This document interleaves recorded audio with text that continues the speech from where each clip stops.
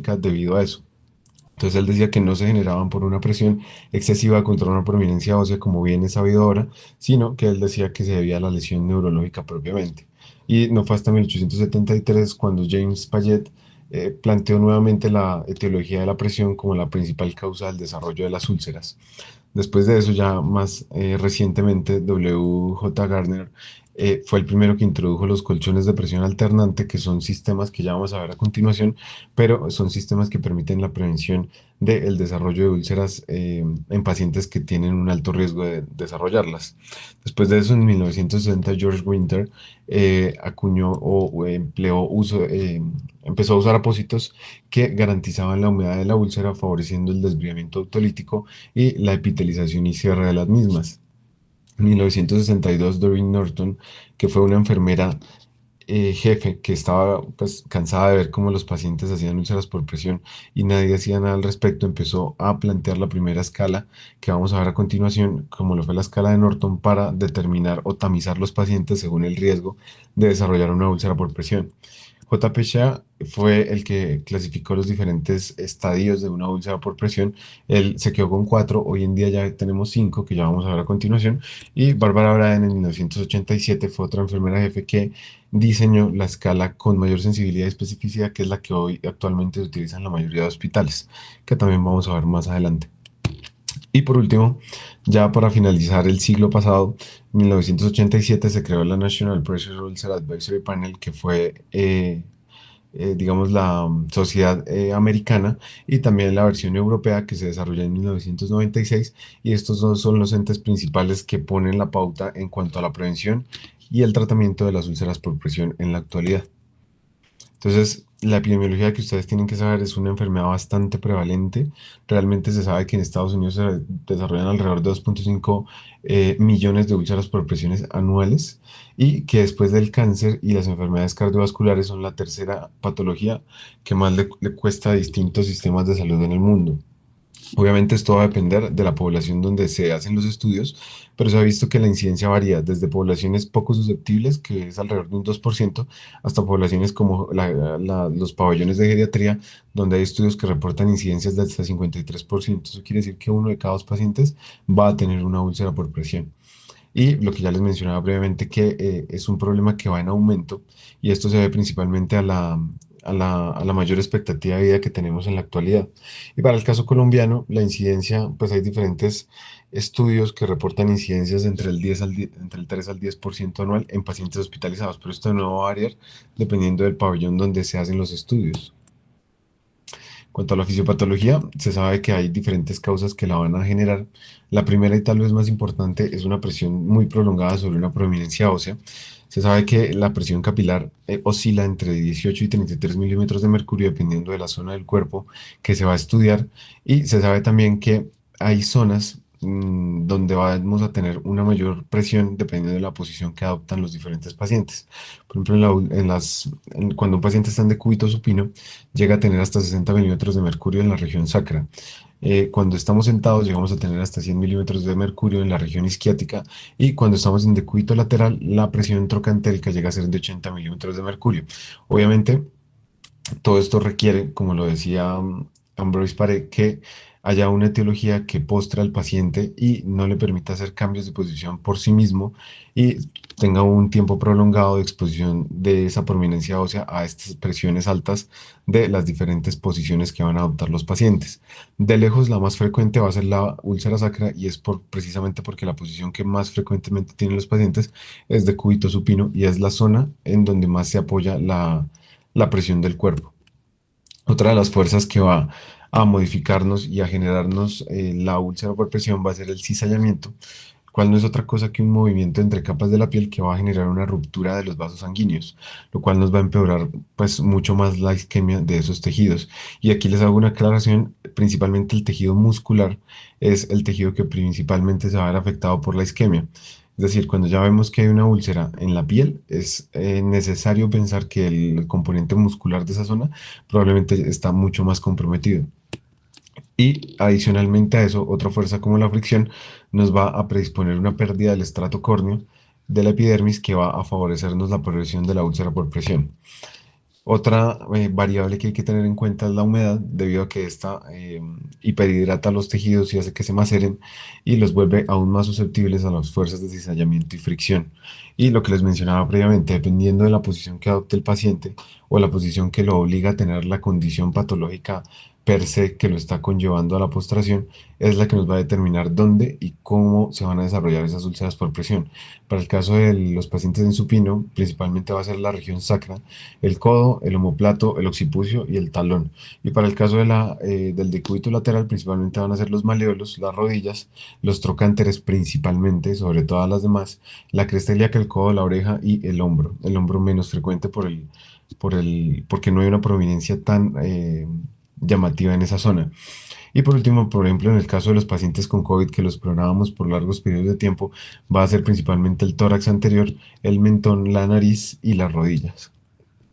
Obviamente todo esto va a influir dependiendo de la condición del paciente, de la inmovilidad a la cual está, pues sí, el grado de inmovilidad que tienen los pacientes. Dos cosas muy importantes que son la desnutrición y el edema. La desnutrición porque es un factor predisponente que está claramente establecido para el desarrollo de una úlcera por presión. Entonces, en lo que les mencionaba, esta fue la evolución que hicieron las sociedades que les mencionaba a la clasificación inicial de JPCA. La clasificación comprende 5 estadios. El primero es este eritema que no blanquea la digitopresión y que no va a tener como tal una solución de continuidad de la epidermis, pero que ya está, es necesario que prestemos toda la atención para prevenir que este progrese a los siguientes estadios. El segundo estadio es una úlcera de espesor parcial, en el cual va a estar comprometido la dermis papilar. Típicamente van a haber estas lesiones donde ya no hay epidermis y se va a ver un aspecto rojizo como en fresa, que nos va a indicar que estamos frente a una úlcera grado 2. Y la úlcera grado 3 ya va a comprometer en su totalidad la dermis y podemos ver en profundidad ya el tejido celular subcutáneo. Y ya por último, la úlcera por presión grado 4 que es aquella que va a comprometer las estructuras más profundas, como lo son hueso, fascia y tejido muscular.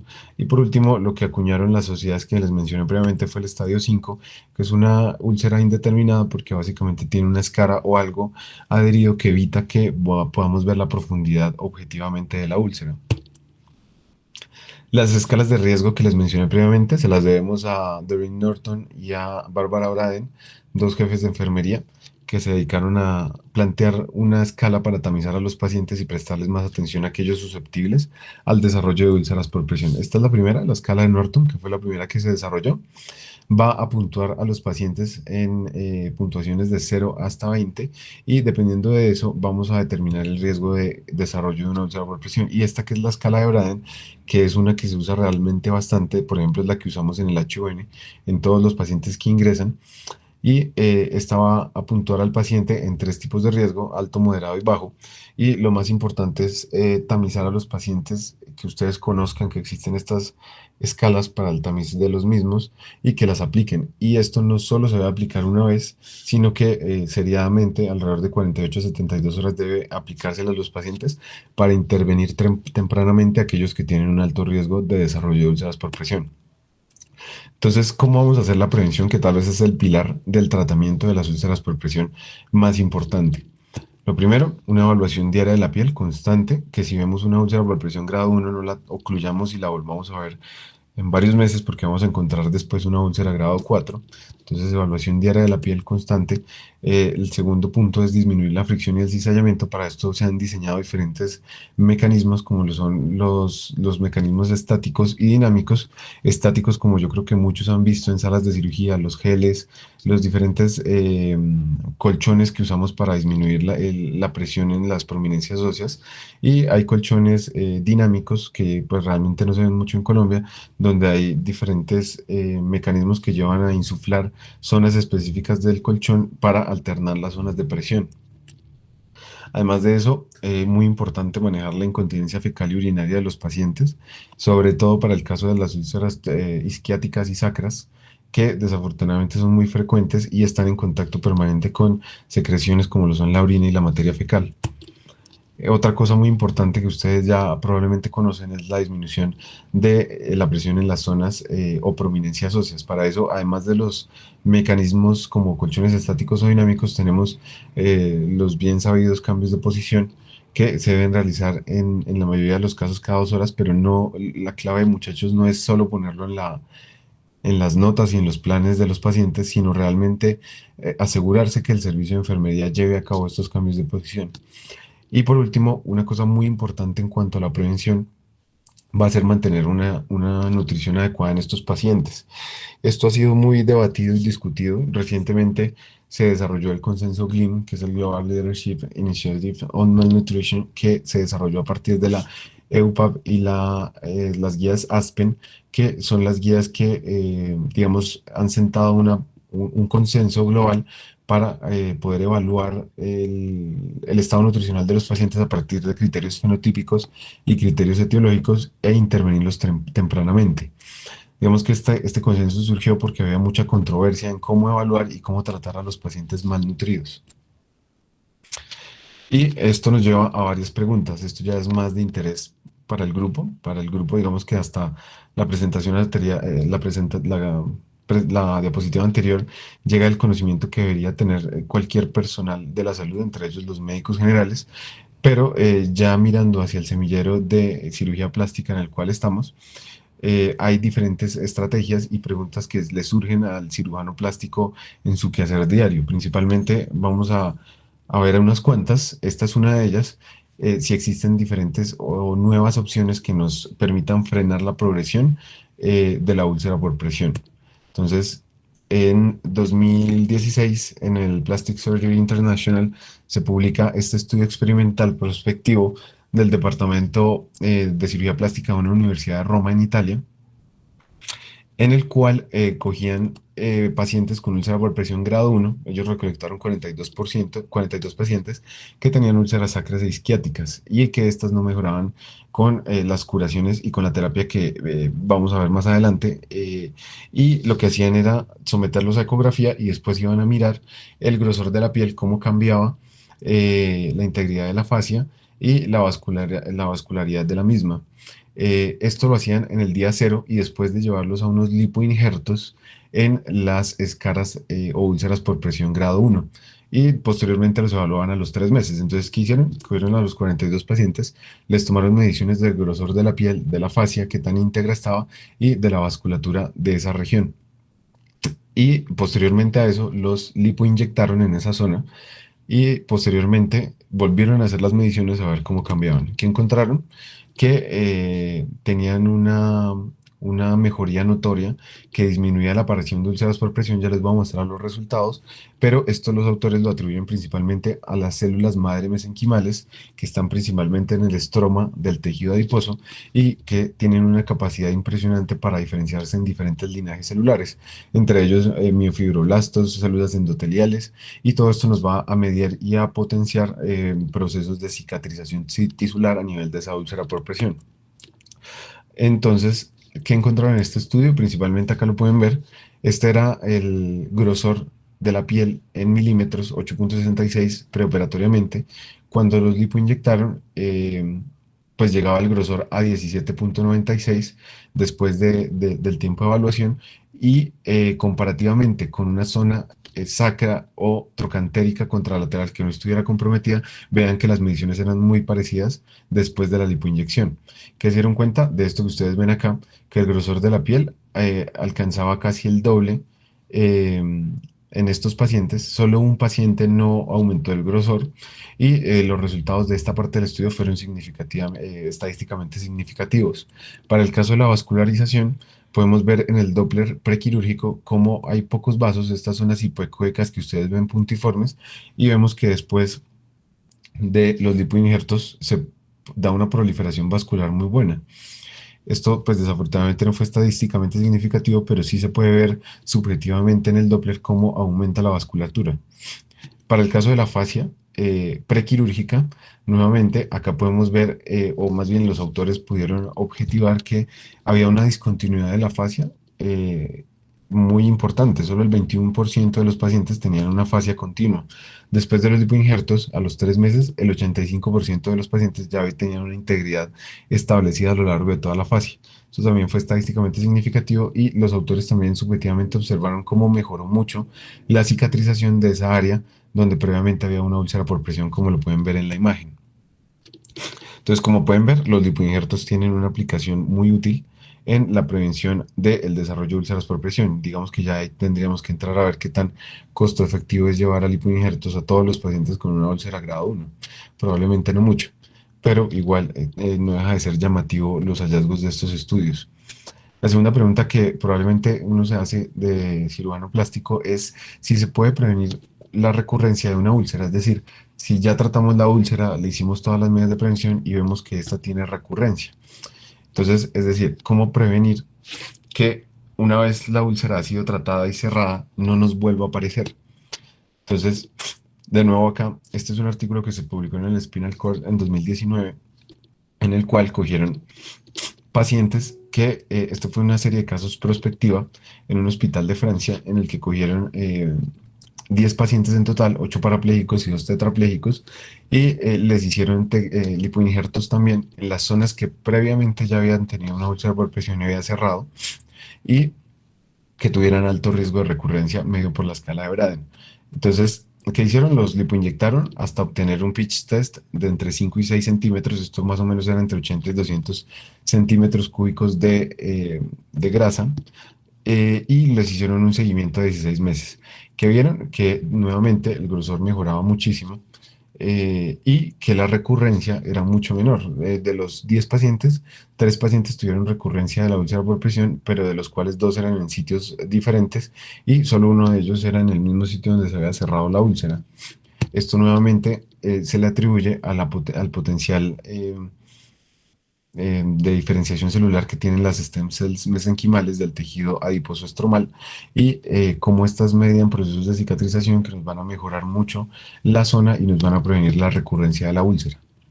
Entonces, hasta ahí llegaríamos con el tema de prevención. Es importante recalcarles que verdaderamente es muy importante hacer la prevención primaria, secundaria y terciaria de las úlceras por presión para que de esta forma no tengamos que eh, ahondar en costos elevados en el sistema de salud y tratamientos prolongados a pacientes que, si desde un primer momento se les hubiera hecho la prevención adecuada, no hubieran desarrollado la úlcera o no hubiera progresado hasta una úlcera, por ejemplo, grado 4. Entonces, ya cuando tenemos la úlcera instaurada, ¿cuál sería el tratamiento indicado para esa úlcera? Entonces, digamos que también hay varias estrategias. La primera que vamos a ver es una corrección de la condición o etiología que lleva a la úlcera, como nos decía Ambroise Paré por allá hace 500 años. Entonces, ¿cómo vamos a tratar esa causa? Pues depende de la etiología que lleva al paciente a la postración que nos va a llevar al desarrollo de la úlcera. Para este caso, por ejemplo, tengo ahí dos ejemplos, que es la osteosíntesis de cadera en los pacientes ancianos que tienen una fractura de cadera y que es necesaria para poder rehabilitar a estos pacientes y que no queden postrados en una cama. Lo otro, también otro ejemplo que les traigo es los pacientes críticamente enfermos, hacer una extubación temprana en la medida de lo posible, eh, favorecer la sedación consciente si es posible. Si definitivamente estamos frente a un paciente que necesita una sedación profunda porque no se acopla al ventilador o por diferentes causas, pues hay que hacer uso de las diferentes estrategias de prevención que vimos previamente. Pero la invitación es a corregir la causa que nos está llevando al desarrollo de la úlcera por presión. En segunda instancia, un lavado y desbridamiento continuo de la úlcera, lo que llamamos curaciones, para remover el tejido que, por ejemplo, ustedes pueden ver acá en esta foto, un tejido necrótico que probablemente requiere curaciones seriadas y en la mayoría de casos de un desbridamiento quirúrgico, pero la idea es llevarlo a la remoción de este tejido, de todas estas membranas de fibrina y escaras, para que posteriormente, curación tras curación y nuevamente haciendo todas las estrategias de prevención, logremos llegar a este punto que los autores de este estudio llegaron en el día 9, perdón, en la semana 9, y vemos cómo se ha logrado el cierre de esa úlcera por presión. El uso de apósitos que se complementa con el punto anterior, que nos van a favorecer el desviamiento autolítico, la angiogénesis y la epitelización de las úlceras, que para eso hay diferentes apósitos en los cuales no voy a ahondar mucho, pero hay una infinidad de apósitos de los cuales podemos hacer uso para favorecer este punto. En cuarto lugar, muy importante, el control de la infección es muy frecuente, sobre todo en las úlceras por presión estadios 3 y 4, que concomitantemente los pacientes tengan estos procesos infecciosos conocidos como osteomelitis, en los cuales se van a ver muy bien en las imágenes. Para este caso, se ven estas zonas radiolúcidas en el caso de las rayos X, o, eh, o, hipo, ok, o hipodensos en el caso o hipodensos en el caso de la tomografía. Y podemos observar que, pues obviamente, ninguna úlcera va a cerrar sobre un foco infeccioso como lo es una osteomelitis. Entonces, control de la infección y tratamiento de la infección. Lo mismo si estamos frente a una celulitis. Hay que tratar la infección para posteriormente, pues llevarlo a un cierre de la úlcera por presión. En quinto lugar, la cirugía de cobertura. Esto es para las úlceras grandes, recurrentes, que no van a cerrar por medio de lavado y desbridamiento y del uso de curaciones y diferentes apósitos. Tenemos diferentes colgajos que se pueden emplear para el cierre de las úlceras por presión. Acá en este ejemplo que ustedes ven en pantalla, tenemos un colgajo libre de dorsal ancho que se usa para el cierre de úlceras que sean recalcitrantes, que sean recurrentes y que realmente ya no hay muchas opciones con colgajos regionales en la zona para realizar su cierre. Ese es, digamos, uno de los ejemplos del uso de un colgajo libre en el cierre de una úlcera por presión. Y por último, nuevamente, y reiterando lo que les dije en prevención, un estado nutricional óptimo por medio de la escala GLIM para llevar a estos pacientes al mejor estado nutricional para que esto nos favorezca el cierre de la úlcera. Entonces, continuando con las preguntas, otra pregunta que podemos hacernos es si, digamos, qué nuevas estrategias han surgido en pacientes que no sean candidatos, digamos, a un cierre primario, que no sean candidatos a un colgajo y, digámoslo así, de alguna forma, qué estrategias han surgido en la literatura recientemente.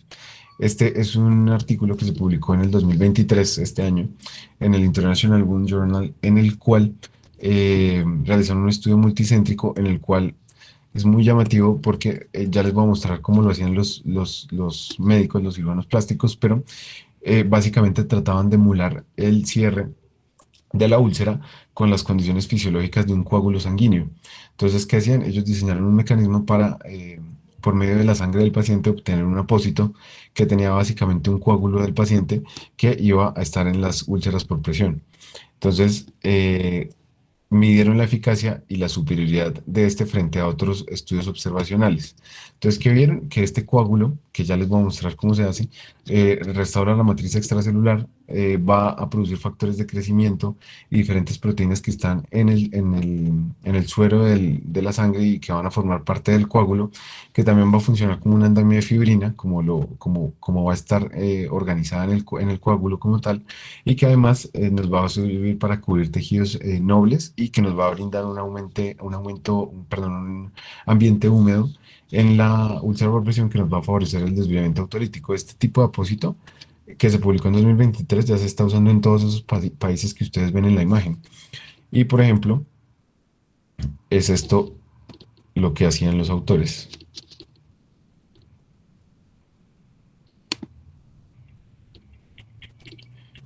Entonces, ustedes pueden ver ahí cómo extraen la sangre del paciente, posteriormente la inyectan en este cassette que ustedes pueden ver ahí en pantalla y después de inyectarla, el cassette tiene una especie de gasa en el fondo en el cual se va a adherir el coágulo y después de hacer unos movimientos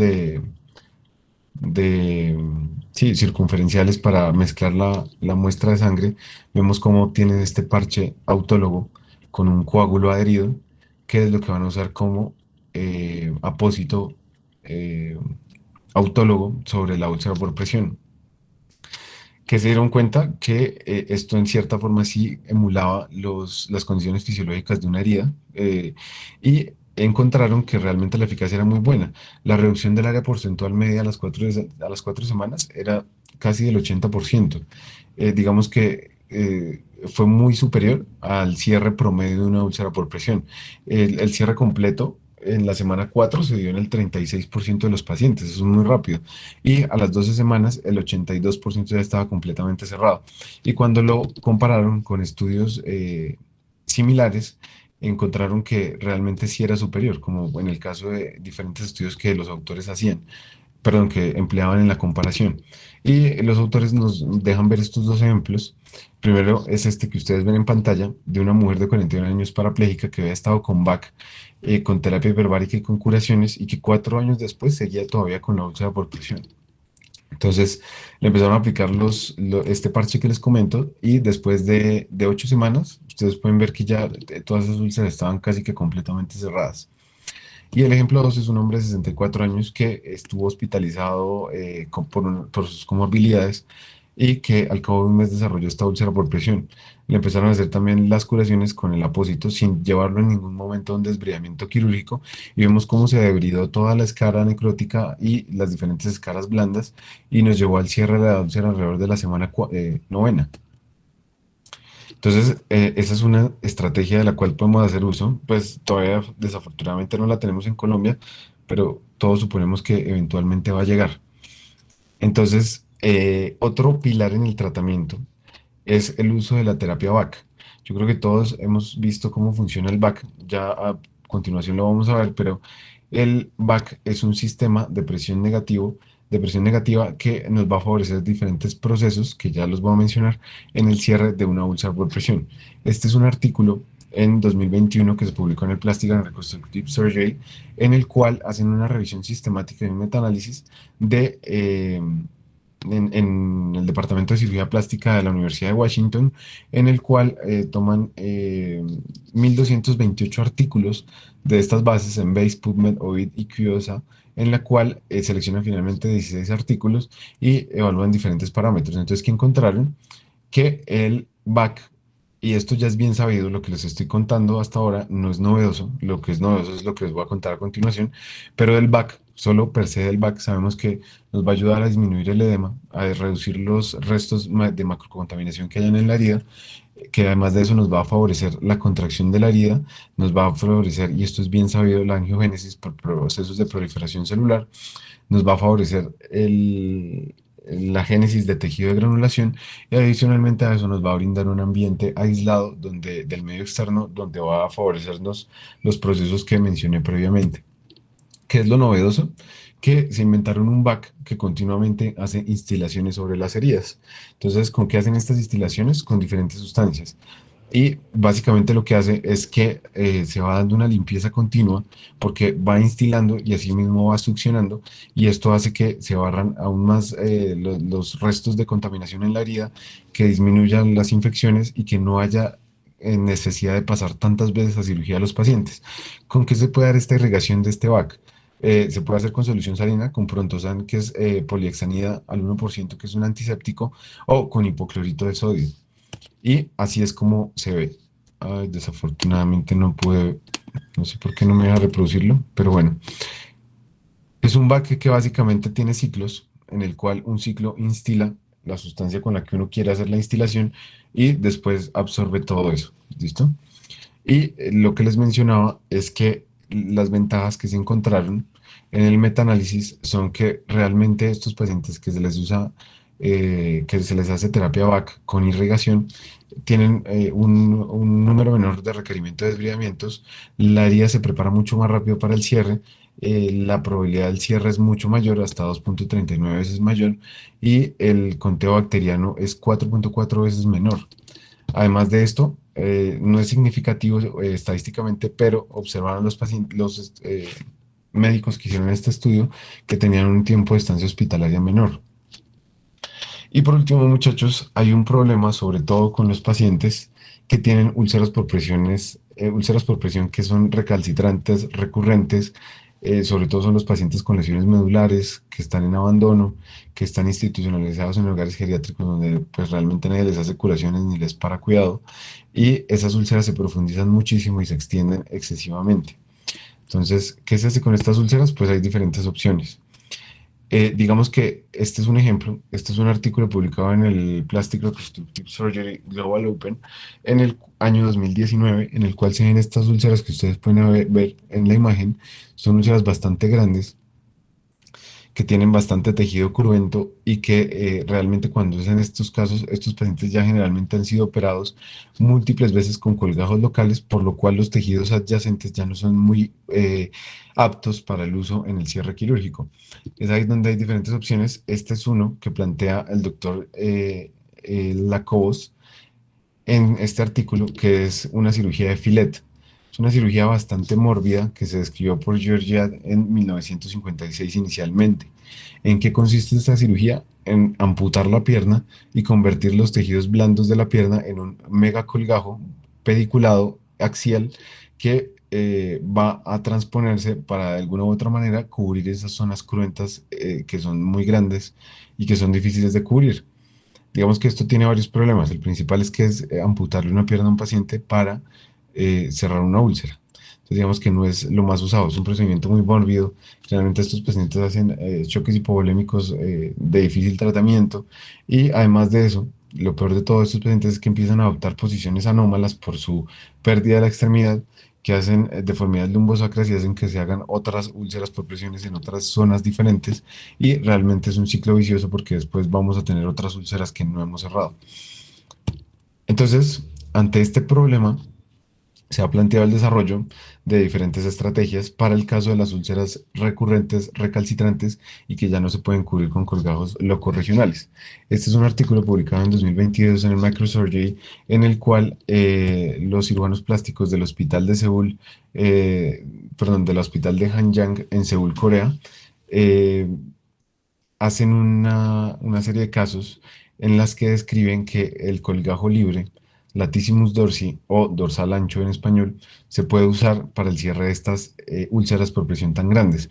Este es un colgajo que el pedículo va a tener un vaso de un calibre importante que nos va a permitir proveer de una irrigación suficiente a un colgajo muy grande, que a veces es necesario para cerrar estas úlceras tan grandes. Entonces, los pacientes fueron seguidos hasta 2,5 años y realmente observaron que no había recurrencia en ninguno de los pacientes que intervinieron. Estos son los ejemplos. Este es el primero, una úlcera sacra bastante grande. Este es el colgajo dorsal ancho ya resecado con su pedículo en esta parte, que va a ser colocado en la región.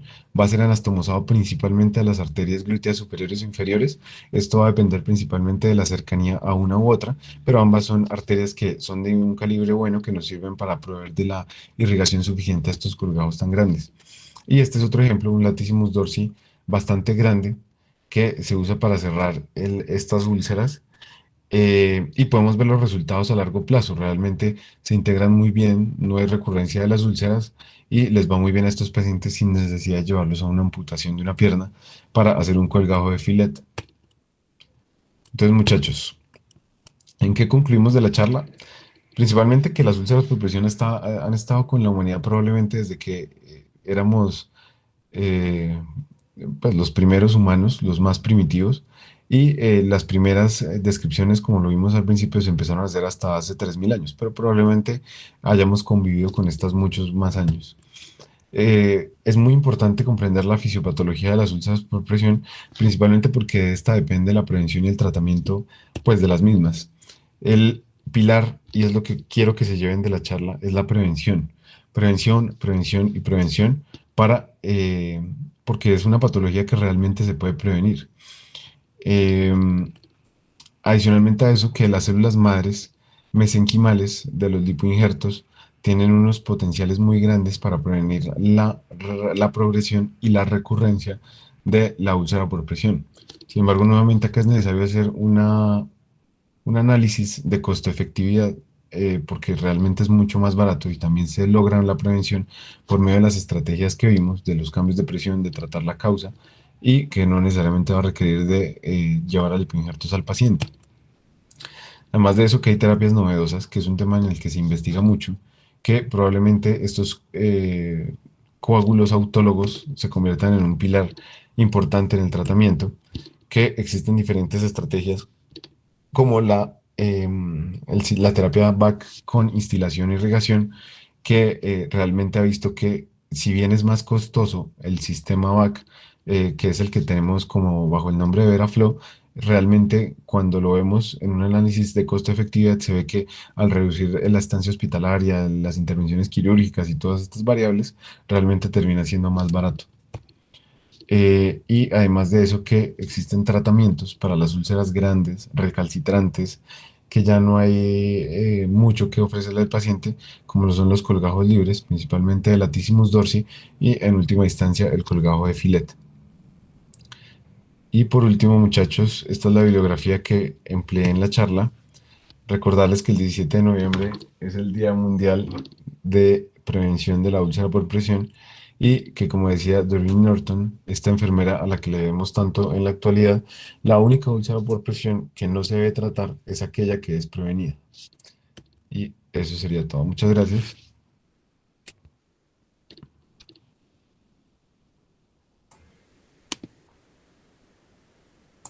Doctor, qué pena interrumpirlo, una pregunta. ¿Se ha realizado en el nuevo, en el nuevo VAC la instilación con factor de crecimiento epidérmico recombinante? Te hago esta pregunta dado que en algunas especialidades, como por ejemplo en ginecología, algunas veces hacen infiltraciones con el factor de crecimiento. No sé si se hayan hecho estudios al respecto. Eh, digamos que pues yo no conozco de ejemplos donde lo usen. El Veraflow, que es el sistema de presión negativa con instilación que usamos, no contempla esta modalidad. Digamos que sería un campo para hacer investigación, pero digamos que no tendría sentido colocarlo inicialmente porque inicialmente lo que buscamos es una remoción de la escara. Digamos que ahí, digamos, no tendría ninguna plausibilidad biológica usar esto. Pero digamos ya para cuando se ha removido la escara, cuando ya tenemos un tejido cruento, granulado, podría ser una muy buena propuesta de investigación. Podría ser que dé sorpresas. Yo en lo personal no he leído ningún artículo donde lo hagan, pero pues sí tendría sentido, al menos tendría una plausibilidad biológica que nos diga que podría funcionar. Pero la verdad no conozco ningún artículo donde lo lleven a cabo. Vale, gracias, doctor. Doctor, buenas noches, ¿me escucha? Sí, Cris, lo escucho. Doc, primero que todo, muchísimas gracias por su charla, una gran charla. Y para nosotros como miembros fundadores del grupo, pues es muy gratificante y motivador ver la disposición de ustedes, los residentes, en colaborar con el grupo. Y lo agradecemos de verdad mucho porque nos motiva pues a seguir en este grupo. Entonces, muchísimas gracias. Veo que hay una persona con la mano levantada. Si quiere, continúe, abre el micrófono para realizar la pregunta o el aporte que tenga.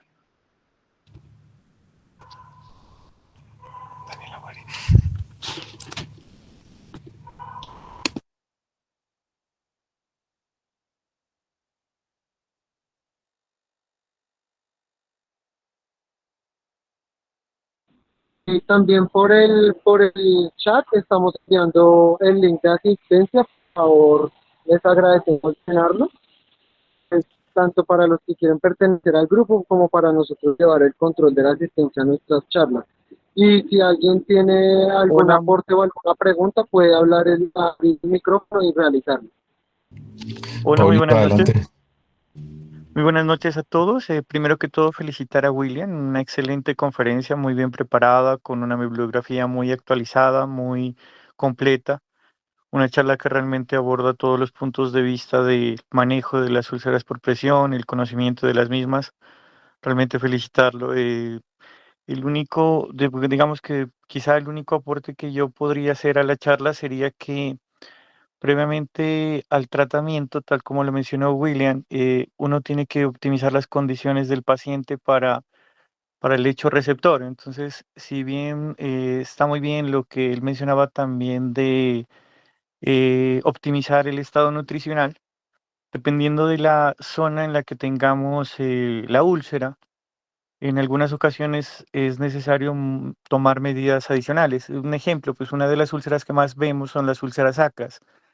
Entonces, si tenemos que es un paciente recuperable, pues primero que todo, entonces sabemos que va a estar muy expuesta y va a estar muy cercana al ano y esto posiblemente nos va a contaminar en caso de que nosotros hagamos una reconstrucción. Entonces, en muchas ocasiones, previamente a realizar todo el procedimiento, uno sugiere realizar una colostomía derivativa para optimizar el lecho. Asimismo, otra recomendación importante sería que si el paciente es recuperable, pues si no es un paciente que esté postrado, sino que haya sido, que tuvo la úlcera por una larga estancia en UCI o por un trauma craneoencefálico severo o algo así, es ideal que el paciente también sea trabajado por un grupo interdisciplinar de terapia para mejorar su condición física, de rehabilitación, de reacondicionamiento físico, para también mejorar las condiciones del paciente y con eso favorecer eh, que se adapte cualquier tipo de reconstrucción que hagamos, como muy bien lo dijo William. Y nuevamente, felicitaciones, William, excelente charla. Gracias, Pablito. Pues si hay algún otro comentario, alguna otra pregunta, eh, pues los escuchamos, Pablo y yo. Nuevamente agradecerles a Cristian y a todos los organizadores de estas charlas la invitación. Eh, y nada, muchachos, prestos a cualquier inquietud, a cualquier solicitud y a cualquier cosa que ustedes necesiten.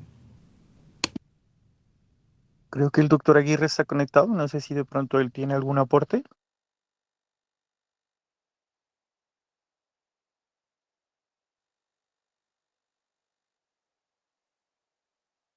Lo que es que creo que entró para la grabación, pero no sé si estaba disponible para hacer los comentarios. Él me escribió, Pablo, que tenía problemas con el micrófono, entonces de pronto no, el profe no puede. Listo, perfecto. Bueno, entonces muchas gracias a todos por la asistencia y a ustedes como residentes nuevamente muchas gracias por su disposición a colaborarnos con el grupo y pues de nuestra parte toda la disposición también a seguir trabajando y a crecer como grupo. Muchísimas gracias y pues a las personas que estén interesadas seguir pendientes de las redes para las próximas charlas.